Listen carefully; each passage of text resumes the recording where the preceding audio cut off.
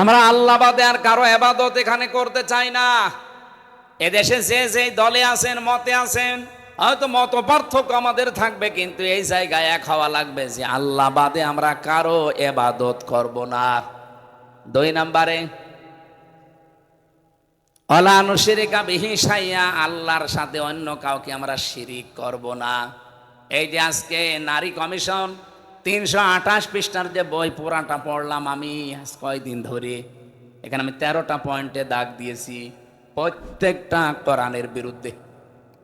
ওরা 3 নাম্বার পয়েন্টে লিখেছে যে দেহ আমার, সিদ্ধান্ত আমার। এটা পড়া কোরআন শরীফের একেবারে ডাইরেক্ট বিরুদ্ধোচ্চারণ। সূরা আরাফের 54 নাম্বার আয়াতে আপনি খোলেন, ফালাম আন্নাহু লা ইলাহা ইল্লাল্লাহ, আল্লাহ পাক বলেন আলা লাহুল খালক ওয়াল আমরু, সৃষ্টি যার, সিদ্ধান্ত তার। আপনি কেন বলতে গেলেন যে আমার দেহ আমার, সিদ্ধান্ত আমার? দেহ কি আপনার নাকি? বলেন। 33 বছর আমার বয়স, 34 বছর আগে আমার কোনো অস্তিত্ব ছিল? দেহ আমার হয় কি করে? আমাকে একজন বানিয়েছে, এই জন্য আল্লাহ আয়াত দিয়েছে কাইফা তাকফুরুনা বিল্লাহি ওয়া কুনতুম আমওয়াতান ইলা আখির আয়াত। আল্লাহ পাক বলেন যে কাইফা শব্দ দিয়ে বাক্য আরম্ভ করলেন কেন? বালাগাত মান্তিকের যে 19টা আমি চ্যাপ্টার পড়েছি, এর ভেতরে একটা এটা আছে, কাইফা শব্দ ব্যবহার করা হয় সেন্টেন্সের আগে, যেটা আমার আল্লাহর নিজেরও বিশ্বাস হয় না। মানে আল্লাহ নিজেও বিশ্বাস করতে চাচ্ছেন না যে মানুষ আমার নাফরমানি করতে পারে। এই জন্য কাইফা দিয়ে আরম্ভ করলেন, কাইফা তাকফুরুনা বিল্লাহি ওয়া কুনতুম আমওয়াতান। মানুষ কি করে আমার নাফরমানি করে, আমার সাথে কুফরি করে, আমার আয়াতকে মানতে চায় না, আমার বিরুদ্ধে উচ্চারণ করে, কি করে করে? কুনতুম আমওয়াতান, অথচ ও মৃত ছিল। ফাহইয়াকুম, আমি আল্লাহ নিজে তাদেরকে জীবন দিয়েছি। যে মানুষগুলো নারী কমিশনে বসে বসে এই পয়েন্টগুলো কোরআনের বিরুদ্ধে সাজালেন, বিয়ের ক্ষেত্রে, তালাকের ক্ষেত্রে, অভিভাবকত্বের ক্ষেত্রে এবং জমি জায়গা ভাগ করার ক্ষেত্রে, এরকম 13টা পয়েন্ট আমি একটা একটা করে সবগুলো কোরআনের বিরুদ্ধে। আপনি কি নিয়ে বললেন এই কথাগুলো বলেন তো? এ প্রকাশ্য শিরিক। এই দেশকে আমার মনে হয় অস্থিতিশীল করার জন্য শুধু এদের কাজ না, এদের পেছনে কোনো রাঘব বোয়াল কাজ করছে। নাই তো এই সময় এই সিদ্ধান্ত আসা জীবনও এই কয়টা মহিলার দ্বারা সম্ভব না। যে মহিলাগুলো এই সিদ্ধান্ত দিয়েছে, এদেরকে দেখলে কি মহিলা মনে হয়? আমার তো মনে হয় না মহিলা। এ না পুরুষ না মহিলা, আমার হ্যাঁ আলাদা কোনো জন্তু। আপনি দেখেছেন ওদের চেহারার দিকে? পুরুষের কাটিংও না, মহিলাদের কাটিংও না। কি মহিলাদের তো আলাদা একটা কাটিং আছে, ওর কি? আমি নিচে নামতে পারলাম না। কোরআনে কারিমে সূরা কলমের 13 নাম্বার আয়াতটা আজ ফতোয়া দিয়ে দিলাম, রেকর্ড হচ্ছে, যাক ওদের কানে। উতুল্লিম বাদা যালিকা জানিম। এত শক্ত করে বলতাম না। কোরআনের বিরুদ্ধে যারা আছেন, আল্লাহ 1500 বছর আগে জানিয়ে দিয়েছেন তারা যারও সন্তান। কমিশনের এই নীতিমালা মানা তো দূরের কথা, আমির জামাত ডক্টর শফিকুর রহমান হাফিজাহুল্লাহ ডাইরেক্ট জানিয়ে দিয়েছেন কমিশনই মানি না, নীতিমালা তো আরো দূরের কথা।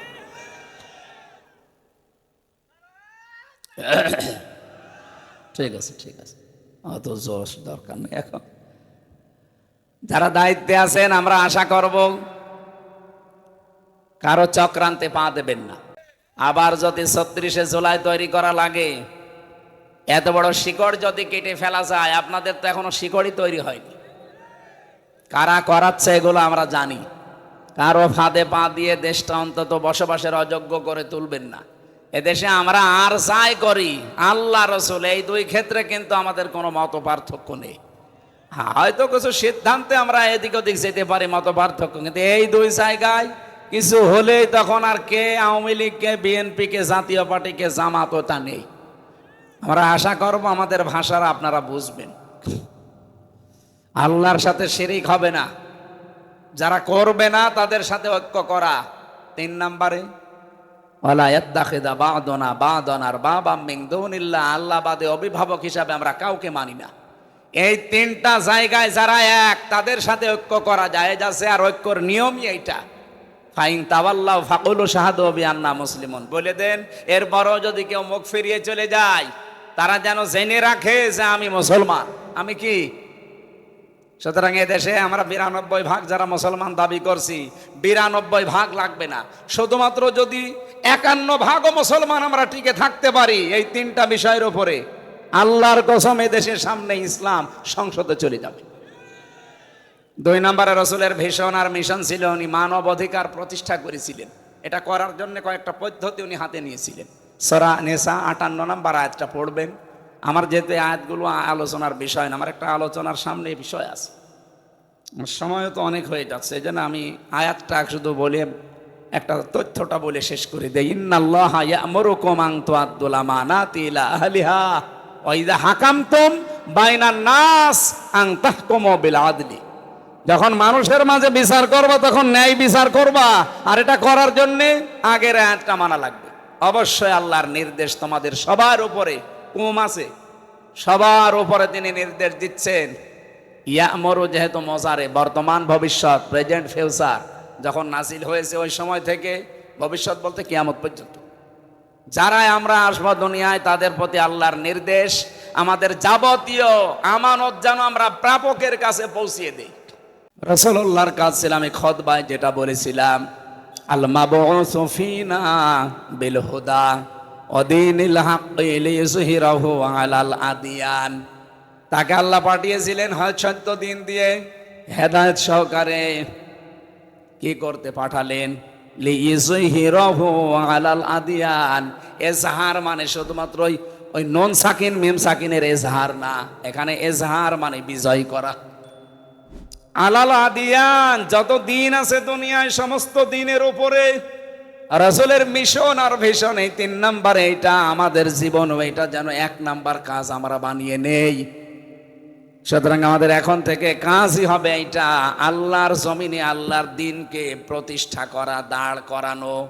যদি দাঁড় করাতে আমরা না পারি, যতটুকু দিন আছে এইটাই প্রতিষ্ঠা করে রাখা, টিকিয়ে রাখার চেষ্টা করা। আমার কথা বোঝা গেছে? দিন যতদিন আমরা কায়েম করতে এই দেশে না পারি, যতটুকু দিন বাংলাদেশে আছে, দিন নেই দেশে 5 ওয়াক্ত নামাজ পড়া, এটা দিন না? এই যে বিবাহ শাদী ইসলামের কায়দায় হয়, এটা দিন না? অন্তত যতটুকু আছে এই দিনটা যেন অন্তত টিকে থাকে, এটা যেন আবার হারিয়ে না যায়। শারা'a লাকুম মিনাদ-দীনি মা ওয়াসসা বিহি নূহা, আল্লাহ পাক বলেন আমি নির্ধারিত করে দিয়েছি। অস্য শব্দের শাব্দিক অর্থ শুধু ওসিয়ত করা না, কঠিন ভাবে শক্তভাবে নির্দেশ দেওয়ার নাম অস্য। আল্লাহ বলেন আমি নির্দেশ দিয়েছি নূহ আলাইহিস সালামকে, ওমা ওয়াসাইনা বিহি ইব্রাহিমা ওয়া মূসা ওয়া ঈসা ওয়া আওহাইনা ইলাইকা। হে নবী, আপনার প্রতিও আমি একই ওহী করছি, একই নির্দেশ নাজিল করছি। যেমনটা ইব্রাহিমকে, মুসাকে, ঈসাকে আমি করেছিলাম, আনাকিমুদ্দিন, আমার দিন কায়েম করো। এখন দিন কি? দিনের পারিভাষিক অর্থ আমি পেয়েছি 4টা। পড়া কোরআন শরীফ থেকে আমি পুরাটা পড়ে পড়ে একটা একটা করে প্রায় 11টা আমি দিনের বের করেছি। এগুলো পুরাটা যদি আমরা ব্যক্তি, পরিবার, সমাজ আর রাষ্ট্রে কায়েম করতে পারি, তাহলে এই আয়াতের হক আদায় হবে। আল্লাহ পাক বলেন আকিমুদ্দিন ওয়ালা তাতাফাররাকু ফি, পৃথিবীতে দিন কায়েম করবা, এখানে কোনো মত পার্থক্য করবা না। বাংলার মানুষেরা মত পার্থক্য মসলা মাসাইল নিয়ে করে থাকেন, করেন, কারণ দিন আর শরীয়ত এক না। আদম নবী থেকে আমাদের নবী পর্যন্ত যত নবী এসেছে, প্রত্যেকটা নবীর দিন ছিল এক, কিন্তু শরীয়ত ছিল ভিন্ন ভিন্ন। কথা বোঝা গেছে? কথা বোঝেননি? আমি একটা বাড়ির উদাহরণ পড়েছি কিতাবে। একটা বাড়ির মালিক একজন, কিন্তু বাড়ির 4-5 জন কর্মচারী আছে, তারা বিভিন্ন কাজ কাম করে, সবাই কথা শোনে কার? বাড়ির মালিকের। এ পৃথিবীর মালিক আমার আল্লাহ, উনি এই পৃথিবীতে প্রফেট পাঠিয়েছেন, নবী পাঠিয়েছেন, পয়গম্বর বলা হয়, বার্তা বাহক পাঠিয়েছেন।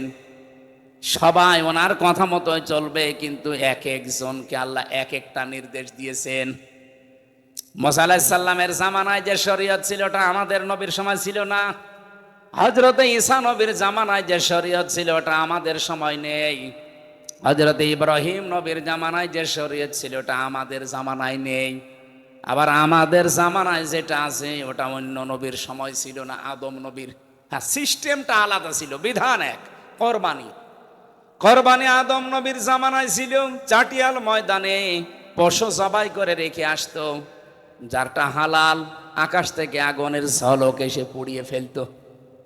আমার মাঝে মাঝে মনে হয় সূরা মায়েদারে ২৭ নম্বর আয়াতটা পড়ার পর যদি বাংলাদেশে এই শরীয়ত আল্লাহ দিয়ে দিত যে আদমের শরীয়ত তোদের উপরও আছে, এদেশে কত মানুষ যে কোরবানি দিতে গিয়ে ধরা খাইতো আল্লাহ ভালো জানে।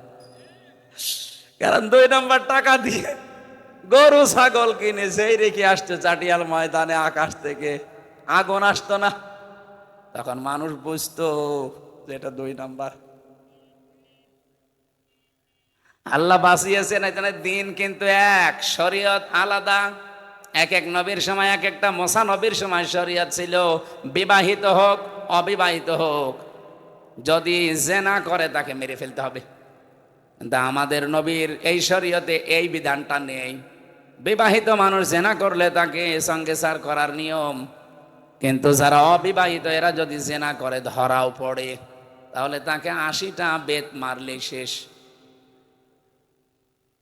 আমার ভাইরা, আমি যেটা বোঝাতে চাই, দিন আর শরীয়ত যেহেতু এক জিনিস না, প্রত্যেকটি নবীকে আল্লাহ দিন দিয়েছিলেন, শরীয়ত আলাদা আলাদা দিয়ে দিয়েছিলেন। কিন্তু আয়াতের এই শেষের দিকে এসে আমার আল্লাহ এই কথাটা আবার রিপিট করলেন কেন? মা শারআ লাকুম মিনাদ দ্বীন বললেই তো শেষ হয়ে যেত, আনা কিমুদ্দিন কেন? অথচ আয়াতটা নাজিল হয়েছে মক্কায়। মক্কার জীবনকে আমরা পড়া সিরাতের কিতাব পড়ে 4টা ভাগে ভাগ করতে পারি। নবীজির প্রথম 3 বছর ছিল বড় কষ্টের, কথা বুঝতেছেন? এরপরের 5 বছর ছিল আর একটু কষ্টের, এরপরে 2 বছর ছিল আর একটু কষ্টের, এরপরে 5 বছর ছিল আরো কষ্টের। সব মিলে কত? 13 বছর। বলেন বলেন।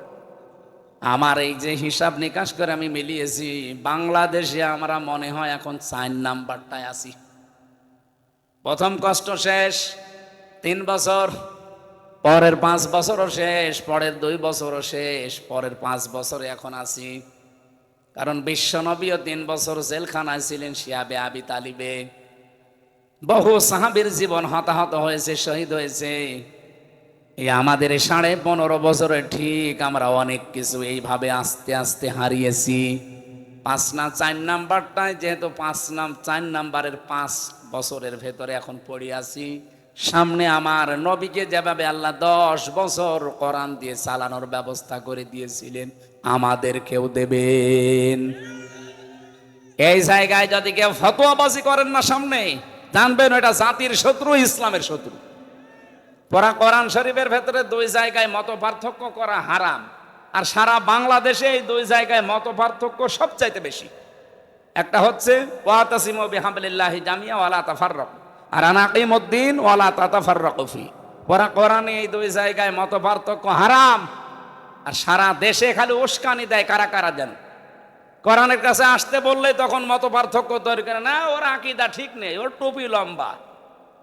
এই জায়গায় এসে এই কথা ফতোয়া দেওয়ার সাহস দিয়েছে কে? এখানে হারাম না এই জায়গায়। আর কোরআনের কথা যেখানে বলা হয় দিন কায়েমের কথা, সেখানে দেখবেন ফতোয়াবাজি। এই কিছু মানুষ এগুলো বের হচ্ছে, হতে থাকবে। আপনারা জানবেন এগুলো জাতির প্রকাশ্য শত্রু, এরা আল্লাহর শত্রু। কারণ কোরআনের আয়াতের বিরুদ্ধে এরা।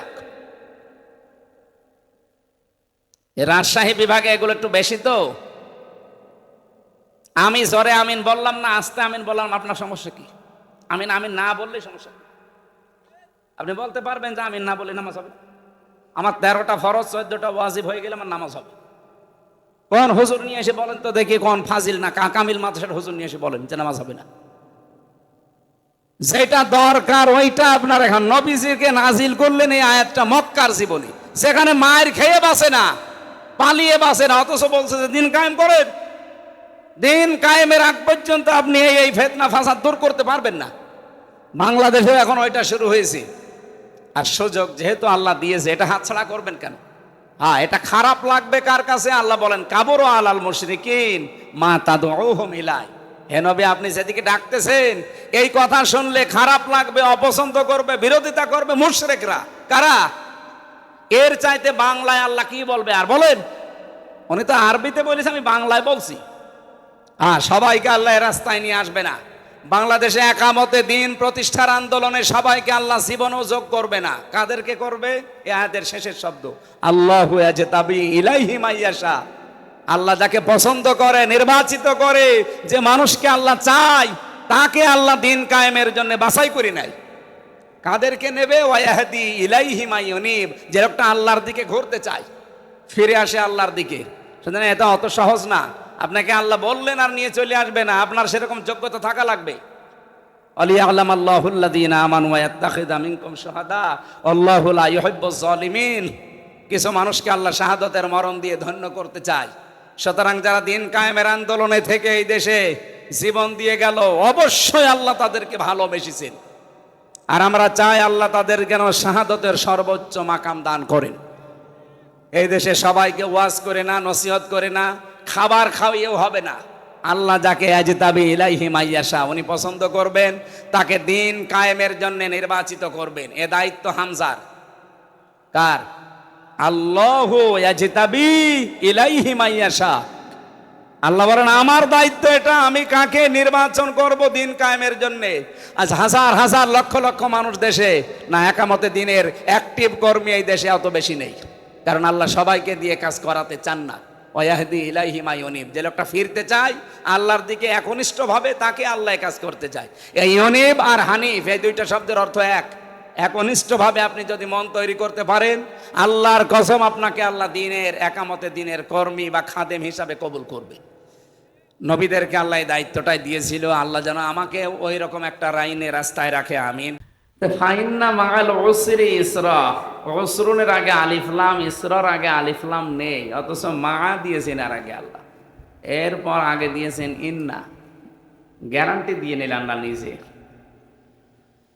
ফি জিলালিল কোরআনে সাজ্জাদ কুতুব রহমাতুল্লাহ আলাইহি বলতে চেয়েছেন, পৃথিবীতে যদি কেউ একটা কষ্ট সহ্য করে, একটা দুঃখ পায়, অবশ্যই তার সাথে কমপক্ষে 10 থেকে 70টা সুখ, শান্তি, স্বস্তি, নিরাপত্তা, কল্যাণ, এগুলো আল্লাহ রেডি করে রেখেছেন। আপনি কষ্ট পাবেন একটা, সুখ পাবেন কয়টা? কমপক্ষে 70টা, সর্বনিম্ন 10টা, উপরে 70, আরো বেশি হতে পারে বেগয়রে হিসাব। তাহলে আমরা এখানে উসরুন ইসরান বলার পরেই তো অন্তত অর্থ করে ফেলতাম আলেম যারা আছি। আল্লাহ ফা দিলেন, ইন্না দিলেন, মা দিলেন, আলিফ লাম দিলেন, এত দেওয়া লাগতো না। যারা আরবি গ্রামার বালাগাত মানতে পড়ায় ফাজিল মাদ্রাসা, তারা জানে উসরুন ইসরান দিলে আমরা বুঝে ফেলতাম কেন আলিফ লাম দিয়েছেন। তাফসিরে মুফাসসির বলেন, কষ্ট পেলে আপনাকে হবে না।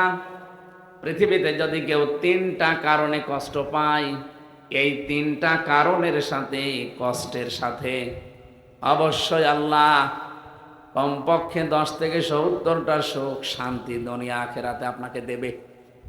আল্লাহর ঘোষণা কি মিথ্যা হওয়ার সম্ভাবনা আছে? না। এখন আসেন তো কারণটা দেখি।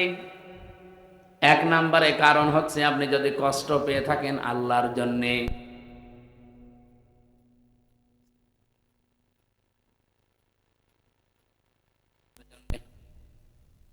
বলেন আপনি যে কষ্ট পান, এই 3টা কারণে যদি পেয়ে থাকেন, আপনার শান্তি সুখ সামনে আসতেছে। একটা কষ্টে কয়টা? কমপক্ষে নিচে মাংজা বিল হাসানাতি ফালাহু আশরু আমসালিহা, 10টা, উপরে 70টা, এর উপর আরো আছে 70টা, মাঝামাঝি ধরি আমরা। আমার প্রশ্ন হচ্ছে, কষ্ট পেলেই হবে না, 3টা কারণ লাগবে। কষ্ট তো হাসিনাও পেয়েছিল, পায়নি স্যার? বহু কষ্ট পেয়েছে। কি কান্না দেখেছেন আপনি? আমার তো ওই দিন চোখের দিকে তাকিয়ে দেখলাম, আল্লাহ, ও স্বামী মরে গেল, মনে হয় মহিলা এত কাঁদেনি। কি কন্দন, কষ্ট না পেলে এতক্ষণ কান্দে? এর আগেও তো দেখেছিলাম কান্নার ভান করেছে, কাঁদে না। ওনার রুমাল খালি এই যে টিস্যু এভাবে নিত, চোখে পানি নেই, এমনি এরকম করতো দেখানোর জন্য। এদিন রিয়েলি একেবারে সত্যি সত্যি কেঁদেছে, কষ্ট পেয়েছে এই জন্যেই কেঁদেছে। কথা বলেন ঠিক কিনা? এই কষ্টকে আল্লাহর জন্যে, রসুল্লাহর জন্য, মানবতার জন্য না, একটা নেই। তাহলে ও কষ্টের পরে শোক পাবে, ৭০টা ওর জন্যে না। আমি বোঝাতে পেরেছি? আর যেহেতু আয়াতটা রিপিট করেছেন আল্লাহ, এই জন্য দ্বিতীয়টাও শোনা লাগবে, নাকি প্রথমটা শুনে শেষ করে দেবেন? আল্লাহ পাক বলেন ইন্না মাআল উসরি ইসরা, যদি কেউ শান্তি পায়, শোক পায়, কিন্তু এই শোক আর শান্তি যদি হয় অবৈধ, অবৈধভাবেও সুখ শান্তি পাওয়া যায়। অবৈধভাবে দুনিয়ায় কেউ যদি সুখ আর শান্তি ভোগ করে, একটা সুখের কারণে কমপক্ষে 10 থেকে 70টা অশান্তি, দুঃখ, অকল্যাণ, অপদস্থ, অপমান আপনার ভাগ্যে অপেক্ষা করছে। আপনি প্রথমটা শুনলে খুব ভালো লাগছিল, পরেরটা যেন কেমন কেমন লাগছে। আপনি একটা সুখ যদি ভোগ করেন দুনিয়ায়, সুখটা যদি হয় অবৈধ, আপনি লিখে নিতে পারেন কোরআনের আয়াত, জালিকাল কিতাবু লা রাইবা ফি, কোনো সন্দেহ নেই। মাস্ট বি আপনার কপালে দুনিয়া আখিরাত মিলে ৭০টা অশান্তি, দুঃখ, অপমান আল্লাহ দেবেই। এখন সুখটা যদি হয় অবৈধ সুখ, এই 15.5 বছরে যারা দায়িত্বে ছিল এরা কি বৈধ সুখ পেয়েছে না অবৈধ? বাংলাদেশে এই 3বারে যারা দায়িত্বে ছিলেন আপনারা বৈধ না অবৈধ? কি কথা বললেন না? অবৈধভাবে যারা ছিলেন সুখ পাননি, শান্তি পাননি। কত শান্তি পেয়েছেন আপনি বলেন তো? বাবা শাহজালাল সব হালাল করে নিয়েছিলেন। যেটা হাদিস পড়েছিলাম, এই হাদিসটার দিকে তাকান। রাজশাহী বাসে عن ابي ذر رضي الله تعالى عنه قال قال النبي صلى الله عليه وسلم من ادعى ما ليس له فليس منا وليتبوأ مقعده من النار। মুসলিম শরীফের হাদিস। নবীজি বলেন, যে জিনিস তোমার না, ওই জিনিস যদি নিজের আয়ত্তে তুমি নিয়ে নাও, নিজে দখল করে রাখো, যেই দিন থেকে এই কাজ করবে ওই দিন থেকে তুমি আমার উম্মতের ভেতরে নেই। ঠিক বললেন? কিছু বুঝেছে? আগস্টের 5 তারিখের পর থেকে আমরা এই হাদিসটা উল্টা দিকে যেতে দেখলাম। বহু মানুষ অন্যের জিনিস যেটা তার না, সে কিন্তু নিজের দখলে নিয়ে নিয়েছে। রাজশাহী হয়তো এখনো শুরু হয়নি। আপনি বলেন তো, এই হাদিস 100 ভাগ সত্য না 98 ভাগ? তাহলে যারা এই চরিত্র এখন দেখালেন আগস্টের 5 তারিখের পর থেকে পর্যন্ত, বলে আপনার কি নবীর উম্মত দাবি করার কোনো এখতিয়ার আছে? আর ফালাইসা মিন্না, মাঝখানে ফা আছে, ফা 13টা অর্থে ব্যবহার হয়। উপরে বর্ণিত যে কথা, ওটা যদি কারো ভেতরে থাকে, পরের শব্দ বলার আগে ফা দেওয়া লাগে। ফালাইসা মিন্না, আপনি আর নবীর উম্মত নেই। কত মানুষ চাঁদাবাজি করে হোক, ছিনতাই করে হোক, চুরি করে হোক, ডাকাতি করে হোক, প্রতারণা করে হোক, সুদ খেয়ে হোক, ঘুষ খেয়ে হোক, যেভাবেই হোক অন্যের জিনিস যেটা আপনার না, আপনি দখল করে নিয়েছেন। 1 নম্বরের শাস্তি, আপনি নবীর উম্মত ওই দিন থেকে আর নেই। এখন বাংলাদেশে আপনি হিসাব করে বলেন, নবীর উম্মত এই হিসাবে অনেকে আছে না বের হয়ে গেছে? এখানে কেউ আছেন এরকম? যদি থাকেন সম্পদ ফেরত দিয়ে দেন, নয়তো আপনি মরে গেলে আপনার জানাজা পড়ানো, কবরে দেওয়া বেকার হবে। কারণ বিসমিল্লাহি ওয়া আলা মিল্লাতি রাসূলিল্লাহ আপনার জন্য না, আপনি আল্লাহর নামের ওপরেও নেই আর রসুলের উম্মতও নেই। তাহলে আপনার জন্য আমি এই মিথ্যা কথা বলে কি করব? স্যার আমি বেশি বলে ফেললাম। সুতরাং এইটা যারা করছেন, সম্পদ আপনি যদি ফেরত না দেন, তে মাহফিল একদিন কেন, বছরে 50 দিন দেন, কিছুই হবে না। আমরা চাই এই চরিত্র যেন রেকর্ড হচ্ছে, সারা বাংলাদেশে যাচ্ছে। হাদিসটা আমরা আজকেই মানতে চাই। কথা বলেন না কেন? যার যেটা যা নিয়েছেন ফেরত দিয়ে দিন। দুই নাম্বারটা তো আরো কঠিন, ওয়ালিয়াতাবাওয়া মাকআদাহু মিনান নার, সে যেন জাহান্নামে নিজের একটা স্থান তৈরি করে নিল। এটা তো আরো কঠিন। আর আজ শাহীবাসী, আশা করব আপনারা হাদিসটা মেনে চলবেন। আল্লাহ আমাদের তৌফিক যেন দান করেন, বলেন আমিন। আয়াতের কি কথা ছিল যেন, যদি কেউ অবৈধ সুখ ভোগ করে একটা, অবৈধ সুখ কয়টা? এই 15.5 বছরে বহু মানুষ যে চেয়ারে যাওয়ার তার কথা না, ওই চেয়ারে মানে লাফ দিয়ে চলে যেয়ে বসে আছে। এরকম চেয়ার বাংলাদেশে ছিল না? আপনি তো ওই চেয়ারে বসে সুখ ভোগ করছেন, আনন্দ পাচ্ছেন, শান্তি পাচ্ছেন, কিন্তু এই শান্তি সুখ কি বৈধ সুখ না অবৈধ? হয়তো বিভিন্ন মামা খালু অথবা বিভিন্ন জোর দেখি আপনি ওখানে বসে আছেন। এরকম যারাই ছিলেন তাড়াতাড়ি নেমে পড়ে। আপনাদেরকে সতর্ক করার জন্য আর একটা কথা বলছি, যেহেতু এখন আর তারা নেই, যা হোক তাদের কপালে হয়ে গেছে। হাসিনা যেহেতু আমার দাদির বয়সী, এই জন্য ওনাকেও বলছি, আপনি যদি এই 15 বছরে 50টা সুখ পেয়ে থাকেন, সুখগুলো সবই অবৈধ সুখ। এক একটা সুখে যদি 70টা করে অশান্তি, দুঃখ, কষ্ট ভোগ করা লাগে, 50টায় আপনি হিসাব করেন 3500 হবে। তাহলে 15.5 বছরে যারা 50টা করে আনন্দ পেয়েছেন, সুখ পেয়েছেন, শান্তি পেয়েছেন, কম পক্ষে আপনাকে 3500 কষ্ট পাওয়া লাগবে। এরপরে শর্ট করে ঢুকে পড়বেন। এর আগে বললে তো কেমন হয়ে যায় না নাকি?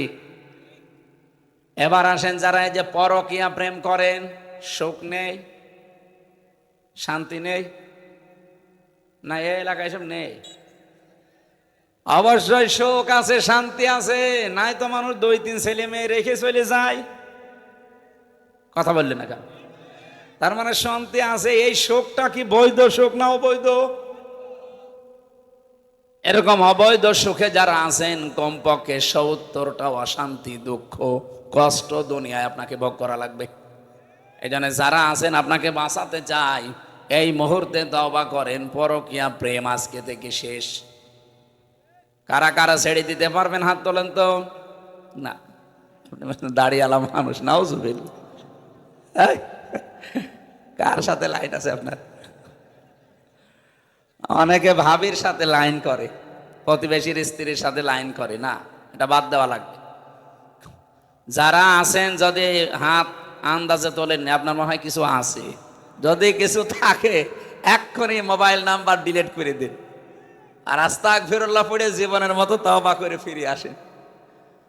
অবৈধ সুখ আপনি ভোগ করলেই মাস্ট বি আপনাকে দুনিয়াতে অশান্তি ভোগ করা লাগবে। কয়টা?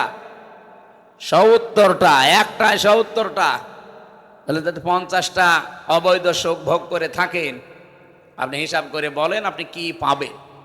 ওয়াতাম্মাত কালিমাতু রাব্বিকা সিদকাও ওয়া আদলা লা মুবাদদিলা লিকালিমাতিহি ওয়া হুয়াস সামিউল আলিম। সূরা আনামের 115 নম্বর আয়াতে আল্লাহ বলেন, আমার এই কোরআন আমি 3টা জিনিস দিয়ে পরিপূর্ণ করে দিয়েছি। 1 নম্বরে যত কথা কোরআনে আছে সব সত্য কথা। 2 নম্বরে যত কথা আছে সব ভারসাম্যপূর্ণ, ন্যায় ইনসাফ দিয়ে পরিপূর্ণ। 3 নম্বরে কিয়ামত পর্যন্ত আমার কথা কোনোদিন পরিবর্তন হবে। আল্লাহ 3টা জিনিস দিয়ে পরিপূর্ণ করে দিলেন। 15.5 বছরে এত বড় ফ্যাসিস্ট, এত বড় স্বৈরাচার আপনি কি শুধু নাম শুনেছেন, বাস্তবতা বোঝেন? আপনি এখনই ইন্টারনেটে সার্চ দেন, তাম দুনিয়ায় 6 জন ঘৃণিত মানুষের নাম ভেসে আসবে। শুধু আমরাই খারাপ বলি তা না ভাই, উনি আয়না ঘর বানিয়েছে এই জন্য আমরা খারাপ বলছি তা না। তাম দুনিয়া 6 জন মানুষকে ঘৃণা করে। তার 1 নম্বরে নেতানিয়াহু, 2 নম্বরে মোদি, 3 নম্বরে আমাদের এই পালানোটা। ওনার নাম নিতে আমার কেমন যেন এখন লাগে, আর নাম নিতে চাই না। দাদির বয়সে এই জন্য মাঝে মাঝে চলে আসে। এই মানুষগুলোকে এমনিতেই নিকৃষ্ট আমরা বলি নাই। মাইক্রোসফট আপনি রিপোর্ট দেখেন, খ্রিস্টানরা বানিয়েছে রিপোর্টটা। তামাম পৃথিবীতে 257টা রাষ্ট্র, যারাই দায়িত্বে আছে রাষ্ট্রের, তাদের নিয়ে তালিকা বানিয়েছে। সব চাইতে নিকৃষ্ট তামাম দুনিয়া যাদেরকে ঘৃণা করে, আল্লাহও ঘৃণা করে। আজকে শুধু একজন সেনাবাহিনীর অফিসার মোদির বিরুদ্ধে একটু অবস্থান নিয়েছে 12:30টার দিকে, ওরে আজকে বাদ দিয়ে দিয়েছে। এই জন্য গোবিন্দ পরমাণু হিন্দু মহাজোটের সভাপতি, এই লোকটা বলছে একে থামান, মাতাল লোকটা না থামলে শুধু হিন্দুরা না, তামাম পৃথিবীর মানুষেরা পৃথিবীতে বসবাসের অযোগ্য হয়ে পড়বে। আহ্বান জানাবো ভাই, বাংলাদেশের যারা অন্য সম্প্রদায়ের আছেন, তামাম দুনিয়ায় যারা নেতৃত্বে আছেন, মোড়ল যারা, এই লোকটাকে থামান। এই একটা লোকের আশা পূরণ করতে যে আমরা অশান্তিতে তামাম দুনিয়ার মানুষ পড়ব কোন কারণে? শুধুমাত্র নিজের এলাকার মুসলমানদেরকে ধ্বংস করছে না, তামাম দুনিয়া এটা ছড়িয়ে যাবে কয়দিনের ভেতরে। এই জন্য নামটা এমনি আসে নাই। ও যে সিদ্ধান্ত নিতে যাচ্ছে মুসলিমদের ওয়াকফ আইনগুলো, আমার বাপ দাদারা ওয়াকফ করে মসজিদ, মাদ্রাসা, খানকা, গোরস্থান এগুলোর জন্য দিয়েছে জমি, আর এগুলো এই আইনগুলো এখন পাল্টিয়ে অবৈধভাবে বিল তৈরি করে সব জমি জায়গাগুলো ভেঙে চুরমার করে দিচ্ছে মসজিদ। আজকেও একটা মসজিদ ভেঙেছে। শয়তানরা সত্য কথা বলে যদি কাজ করতো তাও তো মানে নিতাম। 500 বছর আগে এখানে মন্দির ছিল। পৃথিবীর মানুষেরা মাটির নিচে কেউ তেল পায়, গ্যাস পায়, সোনা পায়, রূপা পায়, আর শয়তানরা শুধু মাটির নিচে মন্দির পায়। তাও যেখানে সেখানে পায় না, শুধু মসজিদের নিচে পায়। এটাতে পোড়াটা ওর ষড়যন্ত্র, দুর্বিসন্ধি তামাম দুনিয়া এখন বুঝে ফেলছে, হিন্দুরা পর্যন্ত বুঝে ফেলেছে। গোবিন্দ পরমাণিক একজন হিন্দু না? এক কথা বলছে না কেন? পিনাকি ভট্টাচার্য হিন্দু না? এই মানুষগুলো যদি ওকে থামাতে বলে, মুসলমান এখন অনেক মুসলমান ওর পক্ষে কথা বলে। আমার মনে হয় ববু দোয়াও করছে যে আল্লাহ হায়াত বাড়িয়ে দাও আল্লাহর। না, আমরা চাই লোকটা যেন থামবে। না থামলে ওর এই ভুল সিদ্ধান্তের কারণে এই দাবানল যদি সত্যি ইসরায়েলের মতো লেগে যায় না, ওদের তো উন্নত প্রযুক্তি আছে, আপনাদের কি আছে? আপনারা পাকিস্তানের সাথে 3 বার পানি খান। আশা করছি থামবে এরা। না থামলে আল্লাহর উপরে ছেড়ে দিলাম। আমার ভাইরা, যে কথা আমি তুলেছিলাম, যে জিনিস তাদের ছিল না জোর করে আজ তারা দখল করে নিচ্ছে। 1 নাম্বারটা নাই বললাম যে তারা নবীর উম্মত না, এটা তাদের দরকার নেই। কিন্তু 2 নাম্বার, ওয়ালিয়াতাবাওয়া মাকআদাহু মিনান নার, সে যেন জাহান্নামে নিজের একটা স্থান তৈরি করে নিল, এটা তো তাদের জন্য হবে। সুতরাং পৃথিবীতে যারা দখলদার, যারা চাঁদাবাজ, যারা ছিনতাইকারী, অন্যের জিনিস যারা দখল করে নিচ্ছেন, আল্লাহর কসম করে বলছি আপনি জাহান্নামের অধিবাসী। বলেন নাউজুবিল্লাহ। আমাদের ভেতরে যেন এই চরিত্র না আসে। কথা বোঝা গেছে তো? রাসূলুল্লাহকে আল্লাহ রাব্বুল আলামিন 3টা যে উদ্দেশ্য নিয়ে পাঠিয়েছিলেন, তার মিশন এবং ভিশন ছিল 3টা। তার সর্বপ্রথম মিশন ছিল তাওহীদ প্রতিষ্ঠা করা। আমি যে কথা বলেছিলাম প্রথমে খুতবা দিতে গিয়ে, আনা শাহাদু আল্লাহ ইলাহা ইল্লাল্লাহ শাহাদাতাম মুসিলাতান ইলাল জিনান, আমরা সাক্ষ্য দিচ্ছি আল্লাহ ছাড়া কোনো ইলাহ নেই। এই সাক্ষ্য যদি কেউ দিতে পারে, এই সাক্ষ্যটা তারে জিনান, জান্নাত পর্যন্ত পৌঁছিয়ে দেবে। বলেন সুবহানাল্লাহ। নবীজিকে আল্লাহ যেহেতু প্রথম উদ্দেশ্য দিলেন, তিনি তাওহীদ প্রতিষ্ঠা করবেন। এই তাওহীদ পৃথিবীতে প্রতিষ্ঠা করার জন্যে 10 কোটি মুসলিম আছি, আমাদের 1 নাম্বার কাজ হবে ঐক্যবদ্ধ হওয়া। এই যে সারা বাংলাদেশে একই আওয়াজ এখন চলছে যে ঐক্য হন, সবাই ঐক্য হন। কি এটা কিভাবে হওয়া লাগে? এদের যে বিভিন্ন ধর্মের মানুষ আমরা আছি, তাম পৃথিবীতে প্রায় 4,500 ধর্মের মানুষ বাস করে। আমাদের এই দেশেও প্রায় 9টা জাতি আমরা বাস করছি। আমরা যারা আছি অন্তত দল, মত, জাতি, বর্ণ, ধর্ম নির্বিশেষে 3টা বিষয়ে এক হওয়া লাগবে। সূরা আলে ইমরান 3 নাম্বার পারা, এটা মনে হয় 17 নাম্বার পৃষ্ঠা, প্রথম নাম্বার লাইনের 64 নাম্বার আয়াতে আছে, কুলিয়া আহলাল কিতাবি তাআলাউ ইলা কালিমাতিন সাওয়াইম বাইনানা ওয়া বাইনাকুম আল্লা না'বুদা ইল্লাল্লাহ ওয়া লা নুশরিকা বিহি শাইআ ওয়া ইয়াত্তাখিযা বা'দুনা বা'দান আরবাবাম মিন দুনিল্লাহ ফাইন তাওয়াল্লাউ ফাকুলু শাহাদু বিআন্না মুসলিমুন। এটা রেকর্ড হচ্ছে, সারা দুনিয়া এখন এই লাইভগুলো দেখছে। বাংলাদেশের মানুষদেরকে আমরা আহ্বান জানাচ্ছি, অন্য দেশটা বাদই দিলাম, এ দেশটা একটা সুযোগ যখন এসেছে, নবীজির মিশন আর ভীষণ প্রথম নাম্বারে তাওহীদ প্রতিষ্ঠা। এটা করার জন্য যেহেতু ঐক্য লাগবে, 3টা বিষয়ে যদি আমরা একমত হতে পারি তাহলে ঐক্য হওয়া সম্ভব। নবীজিকে আল্লাহ বলেছিলেন, নবী আপনি ডাকেন আহলে কিতাবের অধিকারী যারা, তাদেরকে বলেন আসো আমরা এই 3টা জিনিসে এক জায়গায় হই। 1 নম্বরে আল্লাহ না'বুদা ইল্লাল্লাহ, আল্লাহ বাদে আমরা কারো ইবাদত করব না।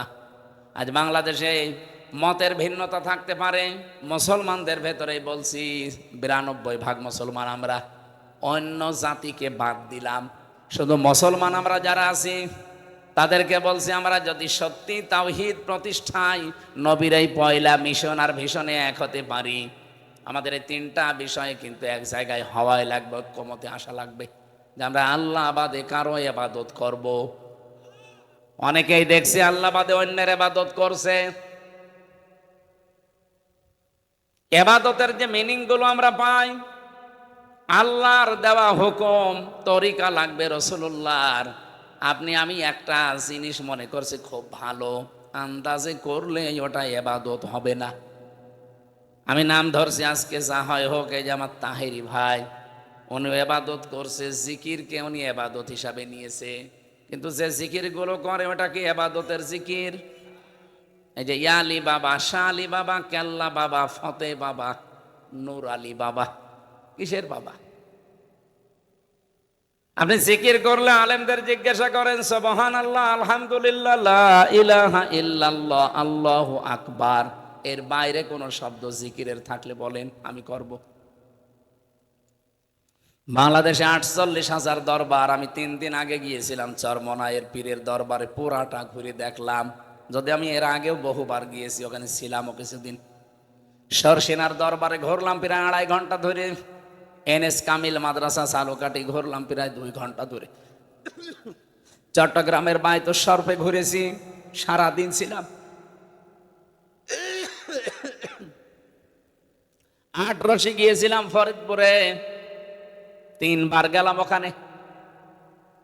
এই যে এই সমস্ত জায়গাগুলো আমি দেখে বলছি আপনারা, জিকির সব জায়গা থেকে আওয়াজ আসে, জিকির কিসের বলেন বলেন?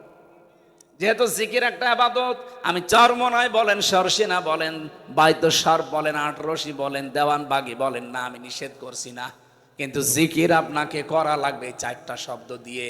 যদি এই 4টা শব্দের বাইরে আপনি জিকির করেন তাহলে ওটা জিকির না। ওই যে তাহেরি ভাই যেটা করে এটা জিকির না, ওটা ওনার ফিকির। হ্যাঁ কথা বলেন।